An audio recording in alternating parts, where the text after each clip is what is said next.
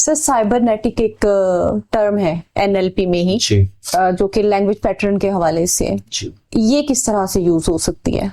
लेकिन रिलेशनशिप में ना जब हम एक दूसरे को सुनते हैं तो हमें लैंग्वेज पैटर्न की एक अंडरस्टैंडिंग डेवलप हो जाती है और उस अंडरस्टैंडिंग में हमें फील हो जाता है कि अभी ये वाला लैंग्वेज, देखिए मैं जब भी ट्रेनिंग में जाता हूँ तो मैं ऑडियंस से 2 क्वेश्चन पूछता हूँ। नंबर 1, व्हाट इज लाइफ, जिंदगी क्या है। नंबर 2, डिफाइन पीपल, लोगों को डिफाइन करें।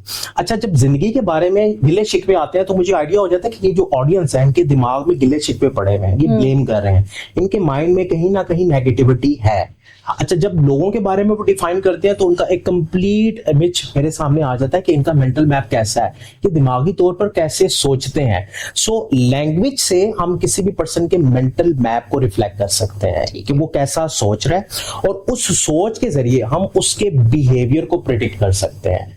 उस बिहेवियर को प्रिडिक्ट करके हम इजीली कनेक्ट हो सकते हैं और कनेक्शन जैसे बिल्ड होता है आपका रिलेशन पीक पे चला जाता है।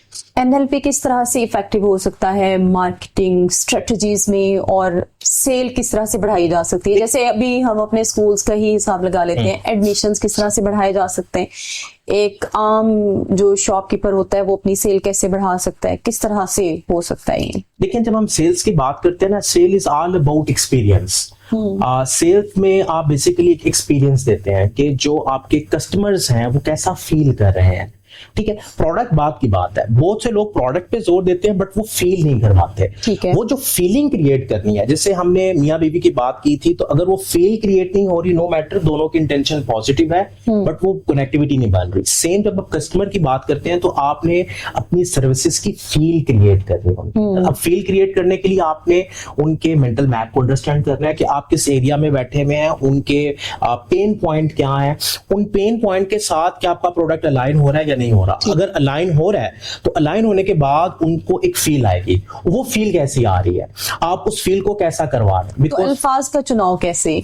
देखिए उसमें आपने एरिया टू एरिया वेरी करता है कि आप किस एरिया में है, आपका प्रोडक्ट क्या है और आप वहां के चैलेंजेस को कैसे टैकल कर रहे हैं, वहां के चैलेंजेस क्या हैं। लेट्स सपोज के एक एरिया में चैलेंज है, अगर हम एजुकेशन की बात करें कि वहां के जो बच्चे हैं उनमें एतमाद की कमी है। अब आप इस एतमाद की कमी को कैसा पूरा करेंगे?